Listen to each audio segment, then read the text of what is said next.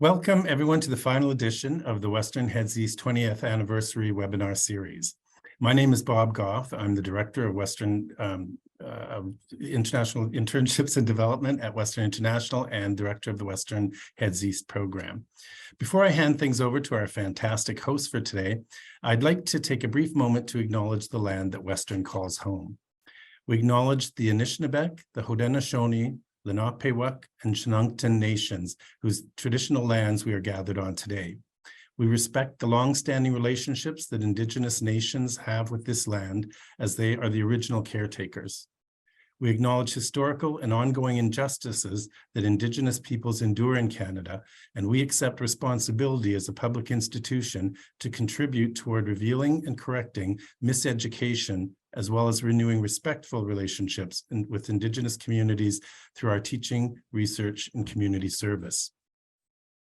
As part of our commitment to reconciliation at Western, we are celebrating the opening of the Wampum Learning Lodge on campus this week, a beautiful new space designed by Canada's first Indigenous architect. It's adjacent to the Faculty of Education.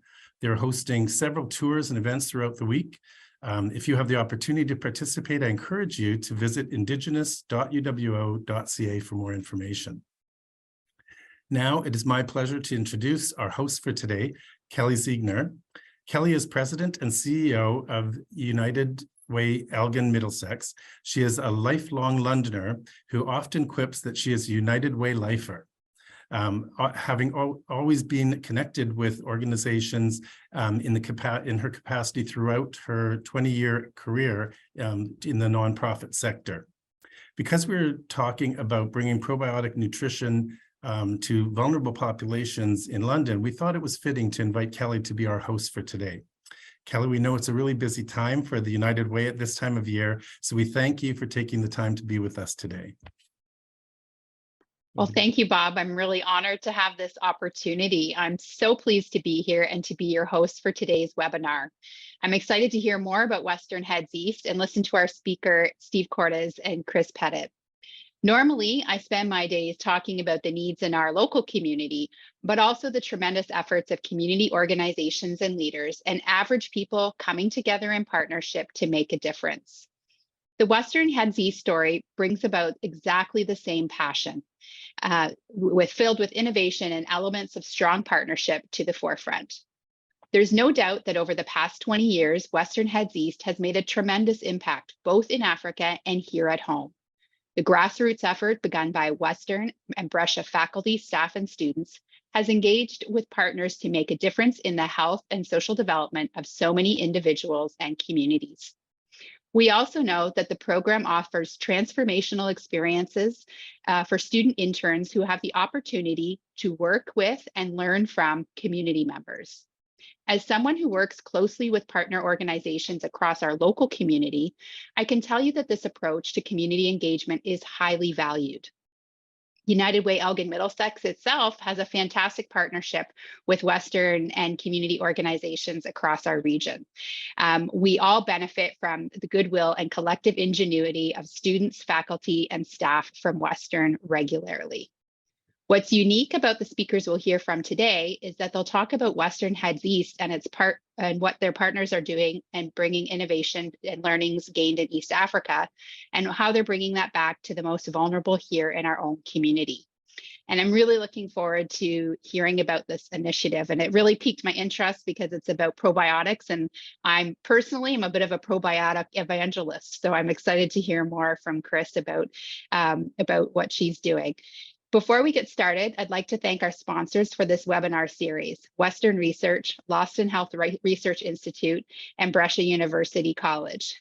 And if you have not had the opportunity to explore Western Heads East 20th anniversary website, I encourage you to do so at westernheadseast.ca. You can also view recordings of past webinars and anniversary events there. Now I'm pleased to introduce our first speaker, Steve Cordes, the CEO of Youth Opportunities Unlimited, or YOU, as it's commonly known around here in London. As a proud Western graduate, Steve has been the CEO at YOU since 1988. And under Steve's leadership, the organization has grown substantially in the areas of youth employment, social enterprise, and affordable housing. And when I think about our social service safety net here in Elgin, Middlesex counties, certainly YOU is a really integral part of providing those programs for youth that give them a fair shot at a good life, no matter what concerns they're bringing to the table. Steve recently led YOU and its partners to develop a housing first youth shelter and is currently working on a youth wellness hub that will include housing, healthcare, education, and employment supports for young adults. And congratulations, Steve. You did a groundbreaking in the last few days, so it's exciting to see that project starting to take shape. I've known Steve for many years, and I know wherever he goes, he shares his passion for community, youth development, and values-based leadership. I can't wait to hear about his work with Western Heads East. So over to you, Steve. Thanks so much, Kelly. Very kind introduction. I appreciate that. And such a thrill for me to be participating in this on behalf of YOU as well. Our partnership with Western Heads East on the probiotic yogurt actually is already more than a couple years old, as we've developed the concept and how YOU can be part of bringing this product to the communities that are experiencing food insecurity and vulnerable access to healthy food. So I'm going to share a screen, and we'll do a brief presentation a little bit about YOU, and then provide some context about the program itself and YOU's involvement in the program. So there we go.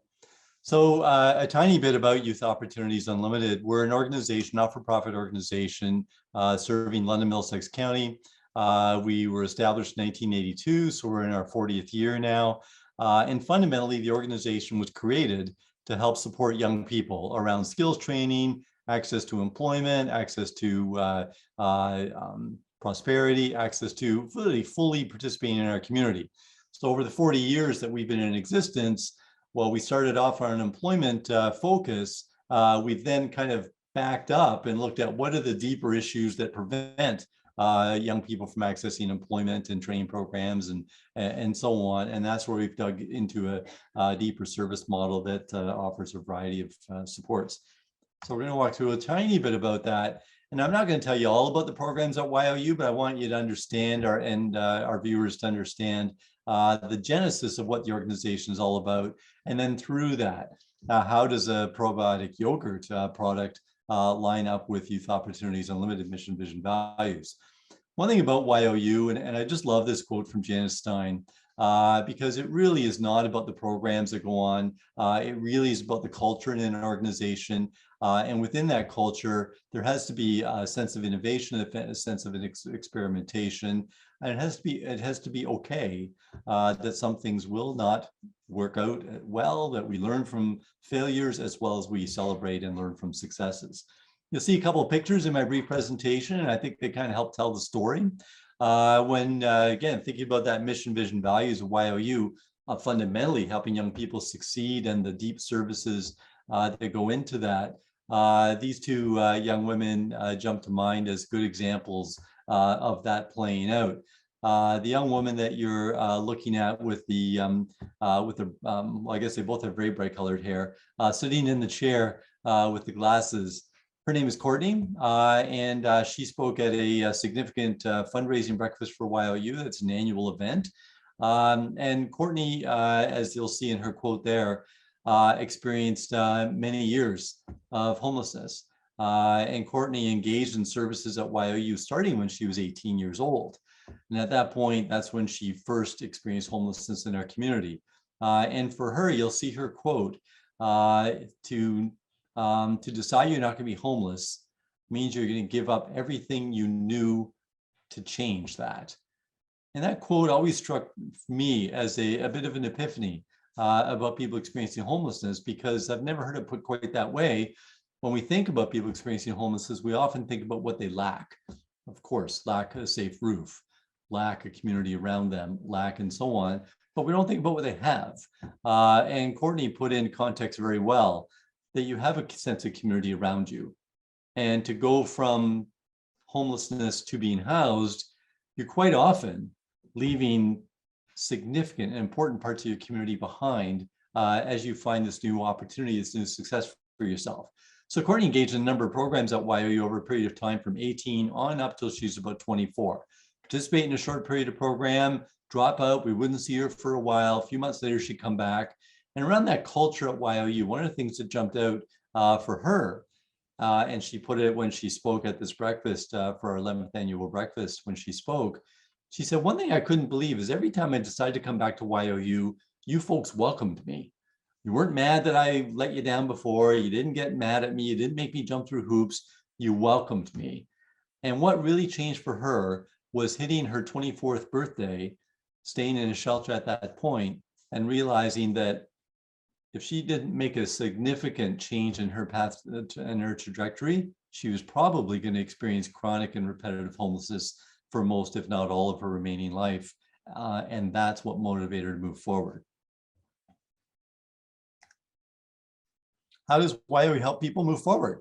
We have a number of programs that ultimately around employment, but backing up from that, it often starts with housing. So you're looking at two images there around significant parts of the housing model at YOU. On the right, the artistic image there, that's a Housing First youth shelter that's on Clark Road in London. There's 30 individual rooms in this shelter. It's now built. This was the artist's rendering from prior to it being built. So we could talk about the facility. One floor facility, low barrier to access. It follows a program model called Housing First, meaning that ultimately when somebody comes into a housing program, the fundamental goal of the provider is to help them find the right housing with the right supports that will help them succeed as a tenant. And for a young person experiencing homelessness, sometimes that means starting off in a shelter.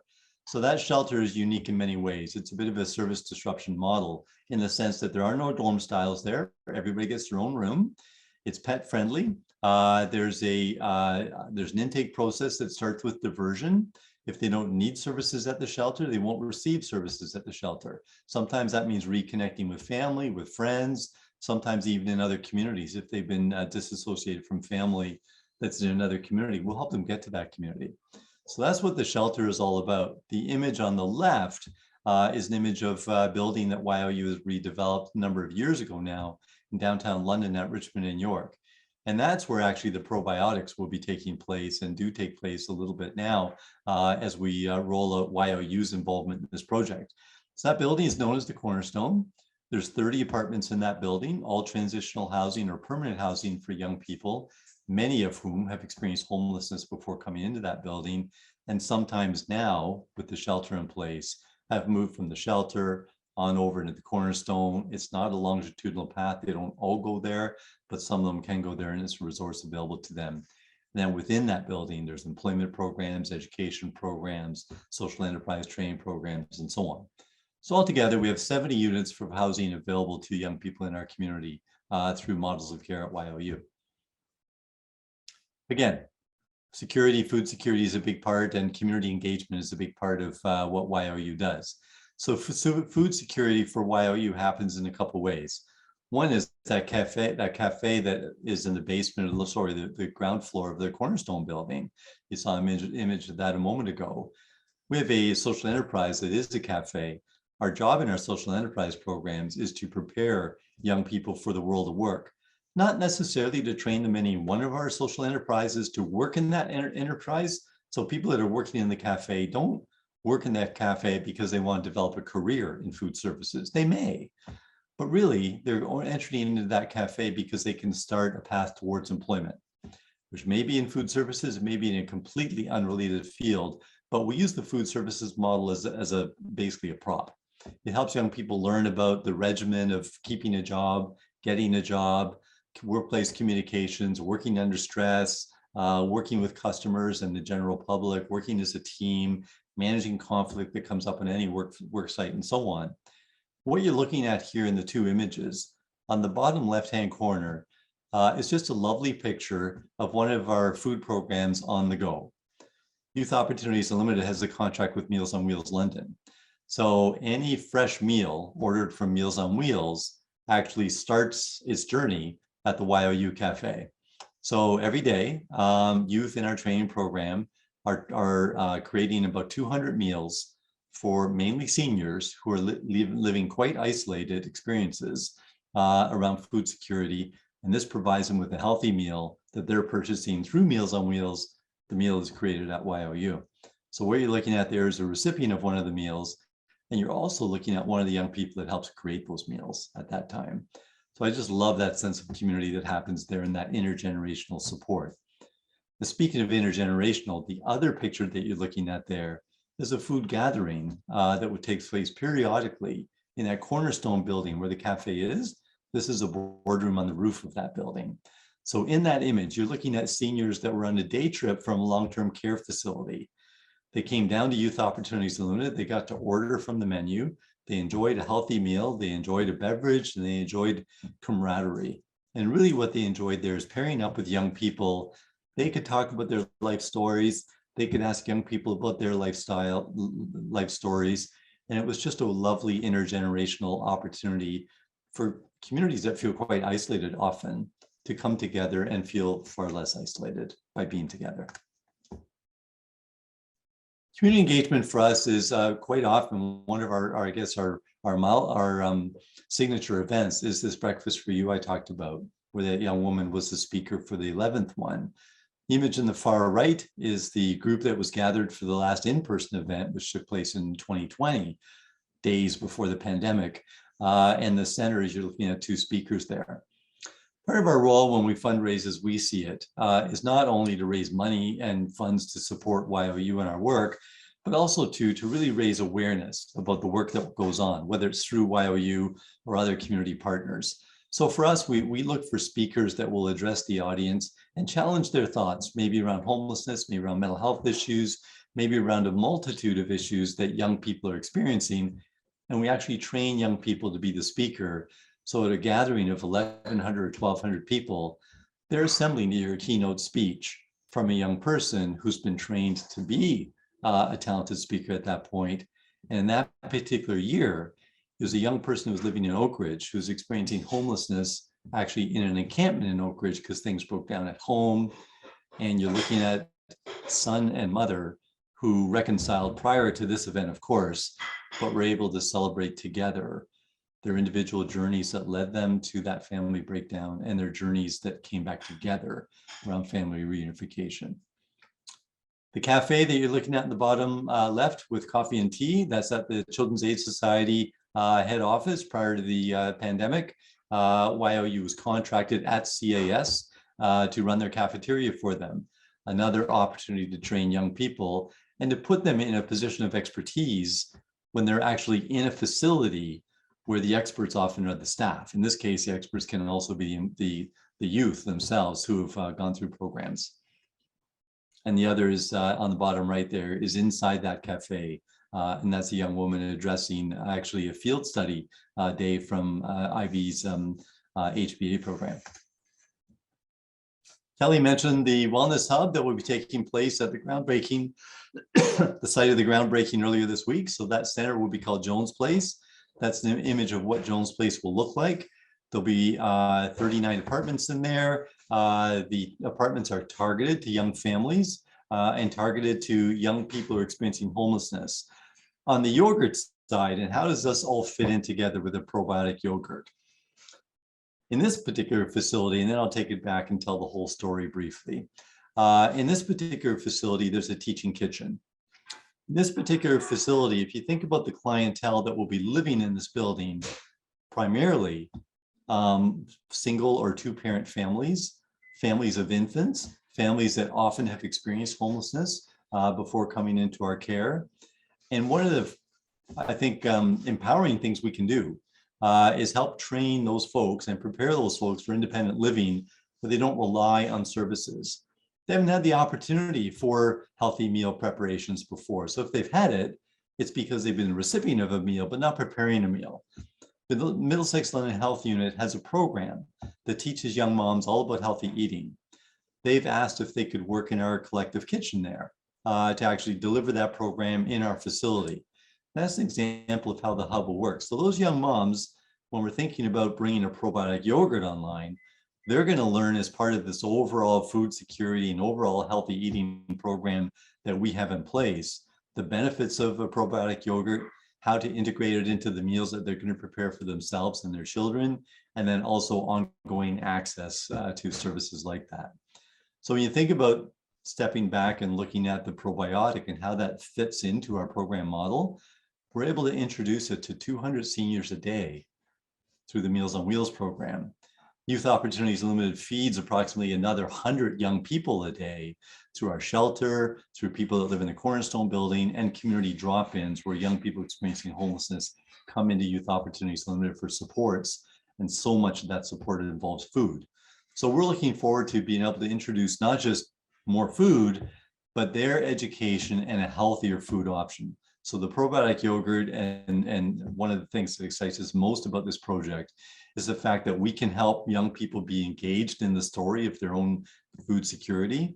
And we can also introduce them to a very simple meal that can actually help enhance their own health, and not just be a meal that actually fills their belly, but also fills their need for healthy meal options.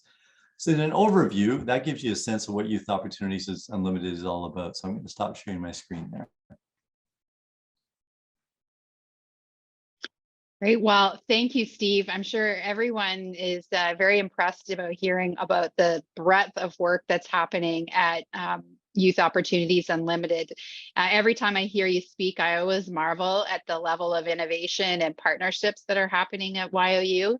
And more importantly, even, it was that culture piece you talked about. I recently learned the term deep hospitality as I was talking to other partners that deal with folks that might be unhoused and living rough on our streets. And deep hospitality means there's no barriers. So somebody could be having a bad day, or a drug user, they can access your programs and services, and your team is well prepared to deal with them, so that there is no closed doors in our community for youth. And so we really appreciate hearing about what's happening and how you're using that innovation to ensure and give food security and healthy food choices to folks that otherwise wouldn't have that opportunity. So thank you. I'd now like to introduce our second speaker for today. Kris is the president and owner of Misty Glen Creamery, located near London, Ontario. Previous to her role as an entrepreneur, she spent many years as a registered nurse with a specialty in gerontology. Misty Glen Creamery opened in June 2022, and its vision is to be a community hub offering an agritourism opportunity to focus on knowledge transfer from farm to table. Kris has spent many years as a nurse, but has always dreamed of incorporating her love of geriatric nursing into the agriculture world. Kris will share her passion and vision to create a business that is both profitable and contributes to the health of our community. Welcome, Kris. Well, thank you, Kelly. I'm so happy to be here. And it's funny because when we started thinking about building this business, I was a little lost in trying to find my direction as to how this was going to fit together. And it just is interesting how you meet people along the way that fit the same vision as you. And so here we are along the journey. So I'm pleased to be here, and I'm just going to go ahead and share my screen here.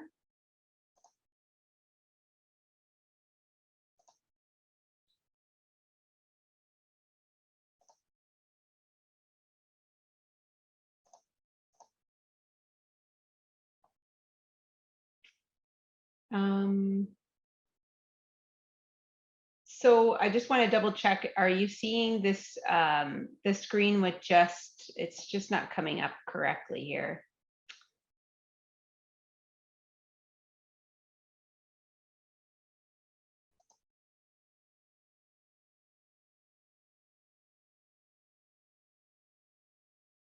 Kelly, I see a cow wearing a hat. It's not showing the whole thing. Hang on here.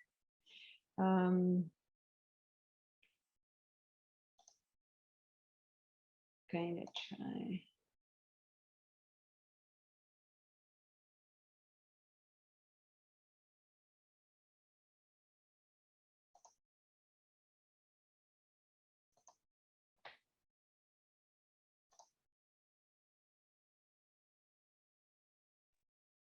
That's better, Kris. Okay.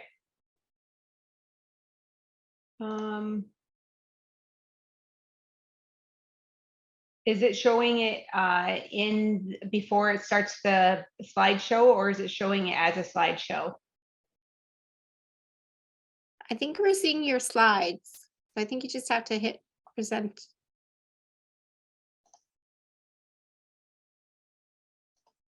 Because I've got a couple screens, so sometimes it's okay.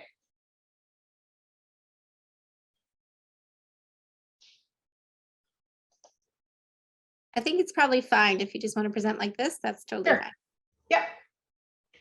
So I just wanted to, so I'm coming to you from Misty Glen, a Holsteins and Slash Creamery. So we are a dairy farm that's been situated just outside of Belmont for quite some time. On the screen here with the cow wearing a hat, I want to introduce Jibber Jabber. So all of our cows on our farm are all named as they're classified. We're a classified Holstein herd. So it just kind of represents just exactly who we are. We love our cows. They're pets to us. So Jibber Jabber seems to be the mascot in the barn. She has the biggest personality and loves to socialize with people. So I thought I always like to introduce her because she is quite the animal. So just to introduce ourselves, so we are farmers and we are one nurse. That's who we are. So we've been farming for many years. My husband Tom is the farmer with his sister Sue, and we have 2 teenage girls that are here on the farm. So that makes up most of the workforce here. My in-laws do live also on the farm, or into their 80s as well. So we are a 50 to 60 cow robotic dairy farm. So a robot does milk our cows. We moved to this about 10 years ago. And there were several reasons for that. Mainly, there's a lot of technology and benefits from moving to a robotic milker. We were able to manage our herd in a way that we could with a leaner staff, which we knew is just going to be our family. And so it's really neat. So the robot's name is Dorothy, and I do have a picture of her as we go along.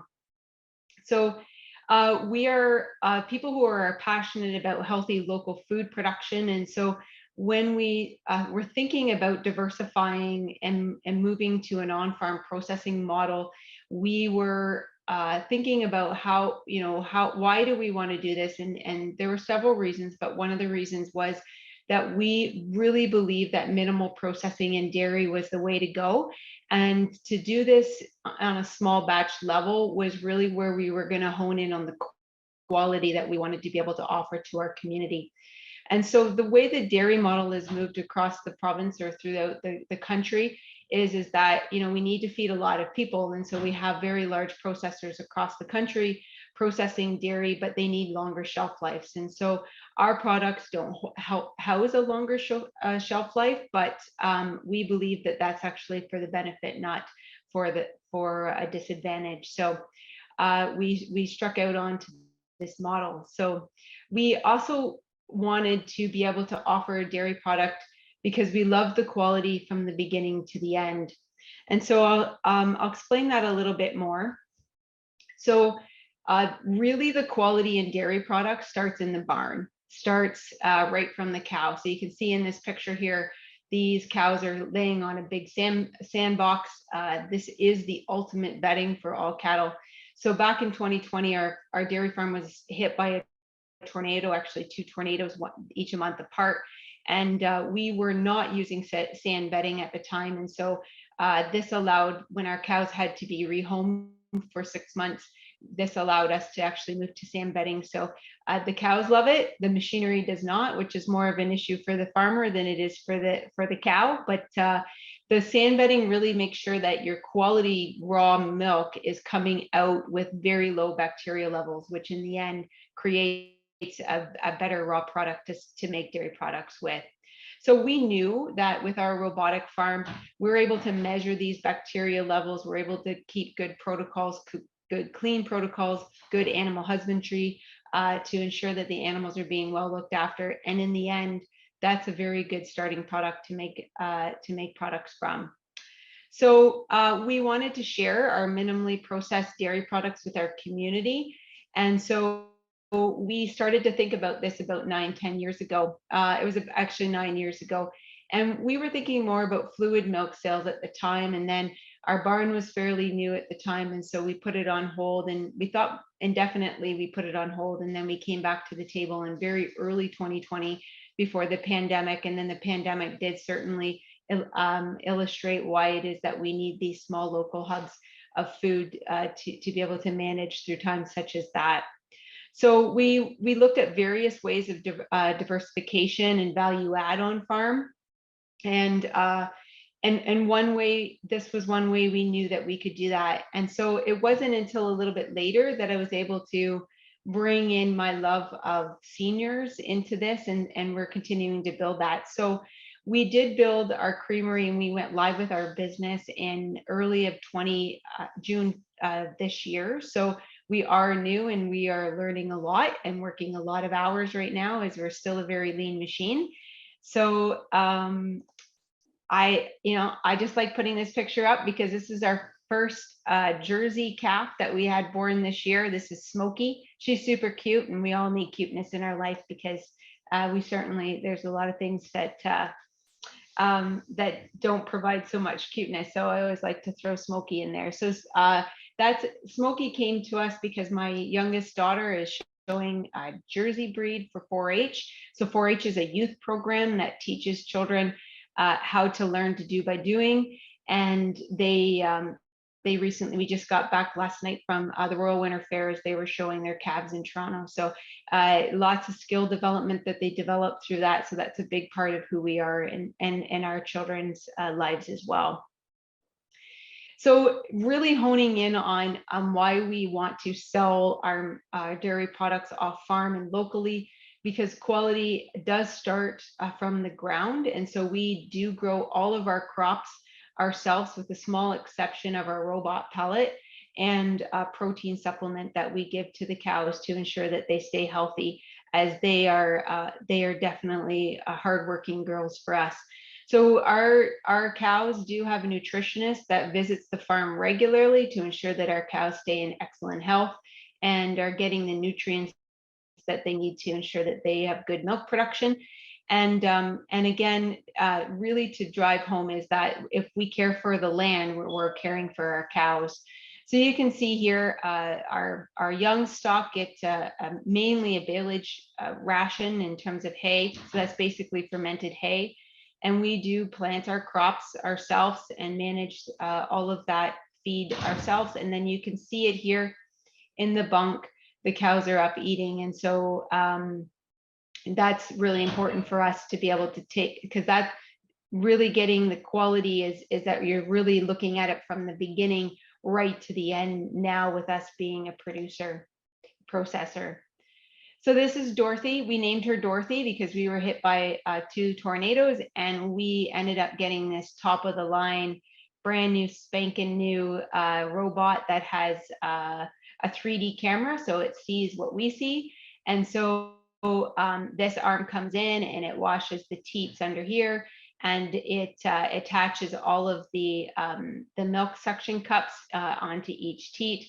And the cow is standing with their head up here, and the robot pellet falls in here, and it's kind of like a treat for them, so they do like to come. So with a robotic milking barn, we're able to allow the cows to flow at their own ease, so they can come in and out of this robot and get and be milked as often as really as they need or want, unless they're drying up in their production and that sort of thing. So we named her Dorothy after the Wizard of Oz because that was one of the silver linings that we received, from our barn being hit. So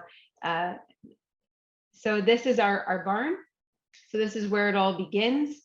And so just a picture of our farm. And then really this is, the new thing that we're doing these days is producer to processor. So this facility, you can see right back here is our barn. Our milk is moved 100 feet into the processing facility. And so we move it ourselves. And so really we're able to control things like the speed of the milk for which we pump, And so when we talk about milk production, milk is actually very fragile in its raw state. And so when you want to move milk, pump milk, agitate milk, homogenize milk, it's all very abusive to milk. And so we wanted to minimize that at our own control, which this Worcester Creamery allows us to do. So we move the milk 100 feet, use our own milk from our cows, and we are learning as a family. So right now we are doing whole non-homogenized white milk, whole non-homogenized chocolate milk. So homogenization is a processing step where they break up the fat molecule through a high pressured machine. And so that means you don't have to shake your milk. There's no benefit to that as a consumer. There's no nutritional benefit at all. And actually it probably destroys enzymes in the milk that otherwise would be there if you were a little bit more gentle with the milk.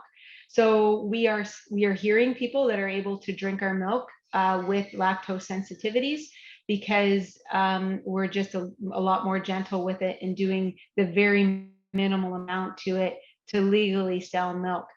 We do low temperature pasteurization in a vat pasteurizer. So this back here is our vat pasteurizer. It's like a big pot. The milk goes in there. We use the lowest temperature to pasteurize for 30 minutes, so 63 degrees for 30 minutes. And we add the vitamin D, which is mandatory. We bottle it, and that's it. That is all we do to milk. Right now, we are also doing cheese curds because they're fun, and flavored cheese curds, which is always fun to try out new flavors. And so that's been ongoing. So this process right here is stacking of the curds and just trying to expel some whey out of there for fresh cheese curd day. So these are long days. We start at 3 a.m. and we finish cleaning about 5 p.m. So it is a long time. And of course, we will be moving to yogurt very, very soon. So our yogurt filler showed up on site a week ago, and we're just looking at getting the finishing installments for that. And we hopefully will be moving into yogurt production in the new year with trialing. So we attended Penn State University to really learn about cultured products, because our main goal for our creamery is to be gurus in cultured products. And so yogurt being the one thing that we really, really want to do well. And so we anticipate there might be some trial periods here, because yogurt production, to get the consistency that I want, the cultures that you use are very important. And so we anticipate there's going to be a few growing pains there just to get the timing right and the pH levels down to the time that we need it to be, so that our consistency of our yogurt is full bodied and really nice tasting. So our yogurt will not be a Greek yogurt. Greek yogurt means you're taking out the whey out of the yogurt, out of the milk, and whey in itself is sweet. And so my perspective on it is that you're taking sweetness out, and people usually add sweetness back to yogurt. So we really want to use it as a whole product, which is what we're doing with our other milks as well. So we don't take any fat out of the milk. Whatever the cows are making is what you receive in your yogurt or milk product. So we, really getting those cultures down to really what we want it to be and getting our timing right. We'll be doing a cup set yogurt, which means that the yogurt's filled in liquid form, and then it actually incubates in a warming room. And then we will be blast cooling that yogurt at a specific pH once we figure out exactly what that timing is. So we have lots of learning ahead of us on it, but we're pretty excited to be moving forward with yogurt production. And so we might, we'll be looking at multiple different yogurts. But my background in nursing is that I wanted to ensure that we were making a local cultured product that we can offer to our communities. And of course, my passion being in seniors, to allow people to have that as an access that is healthy, and that, we're educating people on the benefit of fermented products and why we need to be having those for people's microbiome and gut health. And so just really excited to move forward on this project, as this was sort of the pivotal piece for us, changing our product line from what it was 9 years ago. So this is our production room, and it's just a quick little video. Hopefully it works here. So that is the yogurt filler that we started off with. And this is our vat over here. So it gives you an idea. We're very small. And so we are, we're having to do everything. So to give you an idea, when we package cheese curds, it takes us about 3 to 4 hours straight, no stopping, of packaging cheese curds from beginning to end, just the packaging piece. So really the quality goes into it because it's us doing all of it at this moment in time. So this gives you an idea. Our milk is packaged in a glass bottle. So we really passionate about being sustainable and responsible to our environment. So right now we have excellent return on our glass bottles. People love it. Milk tastes better out of glass bottles. And we will be packaging our yogurt in glass as well, with a return option for that glass jar for the yogurt. So eventually we will move to a reusable source for our cheese curds. It's just a little bit more tricky on that end of things, but that is the goal in the future. And so our goal is to always keep our products as healthy as possible. That keeps with the standard of identity to that product. So chocolate milk always has sugar in it. We do use our organic cane sugar, but sugar. So we try to keep our products as healthy. So to get really excited, our white milk sales is growing drastically these days, which makes me very pleased, because the white milk is really the essence as to why we wanted to do what we did. Same with our yogurt. We're just once we get there.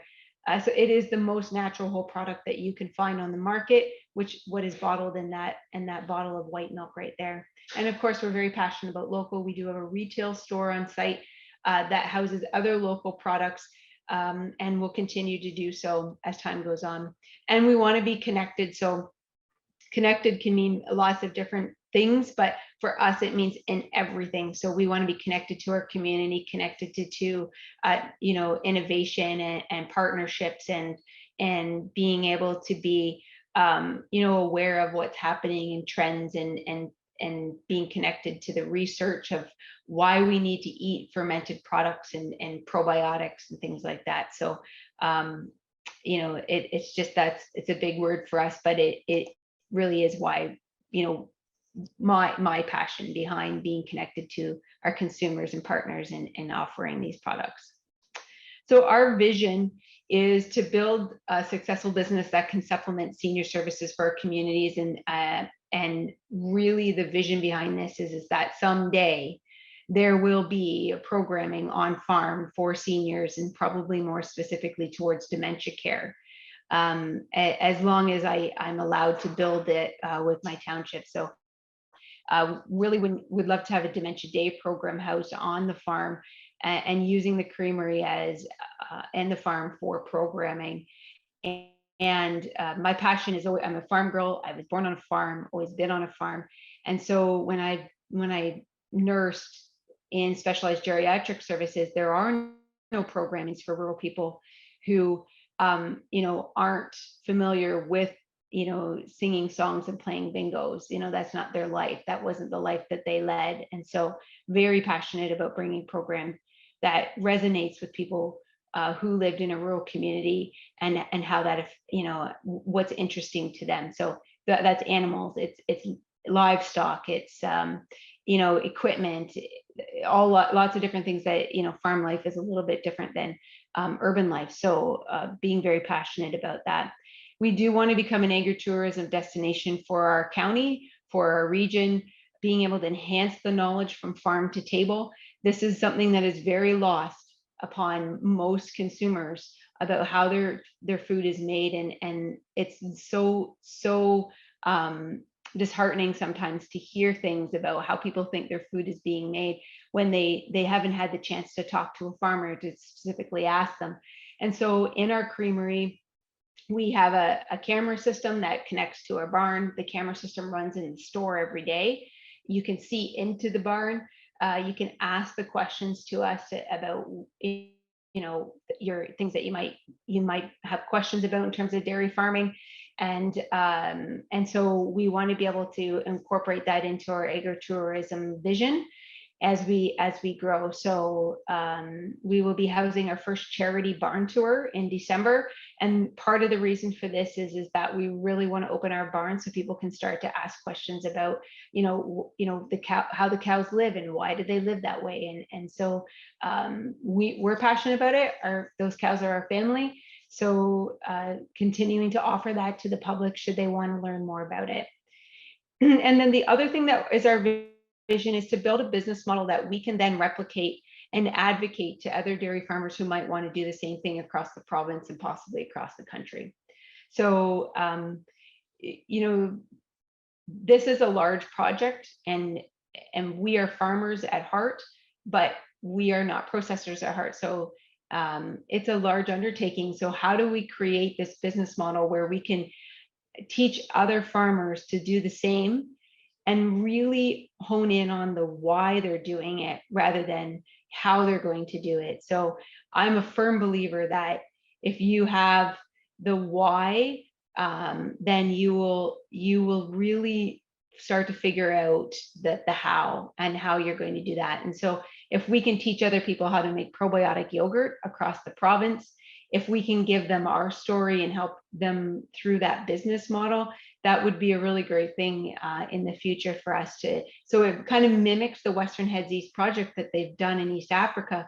So they've taught these people how to make these yogurts across, their region, and they're putting it out to their communities because they've really taken that stance to say, we're gonna build these kitchens and these people are going to offer these to their community. Well, I would like to be that advocate here in Ontario. It's a different model because we have a supply management model, and there's a lot of differences, but there's a lot of similarities. And so being an advocate towards that to other dairy farmers to say this really works and this is why it can really work. And so we can do a large thing if you have somebody sort of being that ambassador like Mamuna is in East Africa. So speaking of Mamuna, we want to help each other out in terms of knowledge. So Mamuna did come out to the farm when she was here. And these are a few pictures of when she was here. So here's Tom explaining to her about our super hutch system that we're just putting into place now. Tom explaining the robot to Mamuna. And so my girls, I can tell you right now, they were absolutely mesmerized by Mamuna. They are going over to East Africa to help her farm at some point in their life. They just thought it was just such a wonderful visit that we had. And it just allowed me to really, basically validate why it is we're doing what we're doing, because we really believe that knowledge is power. And so offering up our farm, our creamery, building upon that as time goes on, it will only benefit our community and everyone around us. And so on the left-hand side of the screen, we had long-term care residents out to the farm, and this day was the day that I realized that this is why I'm doing what I'm doing. You have a lot of questions. We've been through ups and downs, learning, and a lot of money, capital money invested in this project. And this day, I looked down the barn that day and saw residents in wheelchairs, visiting with cows, talking with the farmer, smiling, petting our dog. And this was something that I had in my mind several years ago. So just you got it, keeping that vision ahead. So that's I think that's it for me. But thank you so much, and excited about where we're headed in the future. Great. Well, thank you so much, Kris. Your passion for what you're doing certainly comes through. And I don't know about everybody else, but I was busy while you were talking, looking up your farm so I can make a visit too to get some of your wonderful products. And it is a really important message about understanding where your food comes from, and that whole farm to table movement and supporting local, especially at times like these where we really need to double down on that supporting local piece.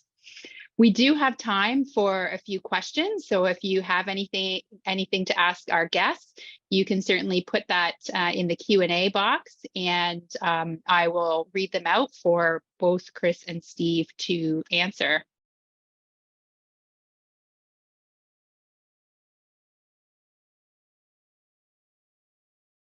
Okay, our first question has come in. How do you see this probiotic yogurt social enterprise program growing in London? And do you see an opportunity to scale it to other communities? I guess that question maybe is for Steve. Okay, sure, I'll take it. For us, we want to introduce it to the youth at YOU, integrate it not only in them enjoying the yogurt, but how would they use it and into their daily and their regular meal planning for themselves. We want to introduce it to the Meals on Wheels clientele, and then also explore partnerships with the food bank, explored partnerships with community organizations, neighborhood organizations in London area who are also responding to food security, so that we can be one of the options for healthy meals options. Is it scalable? Absolutely. There's communities all across Canada that are struggling with how do we not only provide food for people who are experiencing food insecurity, but how do we also respond to their nutritional needs?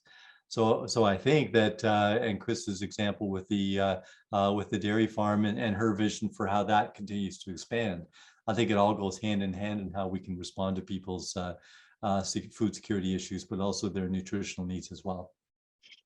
Absolutely. And, we hear time and time again, when you look at the social determinants of health, folks who live in poverty disproportionately are affected by concerns like diabetes and other chronic health conditions. So having access to healthy food options is really a critical component of food security. And so, yes, there are, products and tinned things and pasta's cheap and all of those things that folks rely upon if they're dealing with food security issues, but having access to healthy food options is so important. Another question coming in, I think this one's for Kris. Why is it difficult for seniors and other vulnerable populations to access healthy, nutritious foods? That's a very loaded question. It is tough for them because, say for example, long-term care homes have a very small margin in terms of their food allowance and what they're able to bring in. Being able to be within that, they're often looking at food distributors for their and that's minimal, so they don't have a lot of options to look at local, because sometimes they're not coveted through their vendors list or that sort of thing. The other thing that's tricky with seniors is transportation, access to it, being able to find it for one. So that's another big issue. Finances is a big issue for seniors as well. And so you have to find a way to get it to them in a reasonable cost. Steve, the YOU is doing a great job through the Meals on Wheels. The amount of seniors that they're reaching through that's one avenue to be able to do it. There's lots of other areas in senior care that could be honed in on, but that could be a part of our project moving forward as time goes on and we're making the yogurt and getting it out there and seeing how that goes. But it really, there's a lot of barriers for seniors in general. Accessing healthcare for seniors is tough. So, it's tough to get healthy food out there to them as well. Yeah, we hear a lot about food deserts in our local communities, whether that be in a rural community that no longer has a grocery store, or even here within the city where folks without transportation can't get to a grocery store to get affordable options. So there's no shortage of challenges for folks. One last question, I think, for the both of you. How is it that YOU and Misty Glen will work together to meet the needs of vulnerable groups and engage Western students in the process? I'll jump in on the first start of that and then move over to Kris. But for YOU with the Dairy Act and the regulations around dairy production, when we first started talking about this program, the actual legislation didn't allow YOU to actually manufacture any probiotic or any yogurt product or any dairy product. So we needed to rely on an existing dairy producer. Our challenge early on was that we didn't have the scale to really take it to a producer and say, okay, you know, we need 10 liters of this and 20 liters of that, when they're looking at in the hundreds of liters, and there's just no way the dairy provider come to the table. So two things have changed. One is the act allowed for small own use production for a facility like YOU. So we're allowed to produce the yogurt in small batches for our own use, which includes for our clienteles and so on. We cannot scale up significantly from there. So the partnership with Misty Glen allows us to move out of the production of the probiotic and be more focused on the introduction of the yogurt into the bellies of people who need it. Yeah, that's absolutely right. So with the Dairy Act, within the supply management system, there are the majority of milk is processed through large processors. And so to take a small project to those large processors, they're not interested in that. They're more interested in the quantity coming out of the facility rather than the quality coming out of the facility. So that is a broad statement, but I do believe that your quality comes from these small micro dairies that are now popping up across the province as they've allowed them to be built. So this is a way for people to have small batch projects such as this to say, okay, let's make some nice yogurt and partner with our local not-for-profits to see how we can mobilize it, and it's great for us as a producer and processor to know, okay, well, 80 liters of this is being used up, and we can do that. There are challenges coming even with that, but I think that we have a good handle on that as a micro dairy, and being able to partner with with YOU to be able to use yogurt across their populations that they work with is just a super neat project that I don't know of any other micro dairy doing at this moment in time. So it is a bit novel, and it just happened to be that how it worked out was we were looking for premium probiotics, very hard to come by for micro dairies, and YOU was looking for a processor, and so they happened serendipitously, and so here we are today. Well, I love it when the universe aligns. And with that, our universe is telling us we're just about out of time. So unfortunately, that's all the questions that we have for today. And I want to thank Steve and Kris for being with us and for sharing their vision for helping to bring healthy probiotic products to vulnerable populations right here in our region. And encourage all of you to maybe check out YOU and the good work that they're up to, visit them at their cafe, and maybe take a little bit of a road trip if you're in London out to Misty Glen to see the great work that Kris and her family are up to. Thank you to Western Heads East, Western International for putting on this webinar series. And again, thanks to our sponsors, Brescia University College, Western Research, and Lawson Health Research Institute.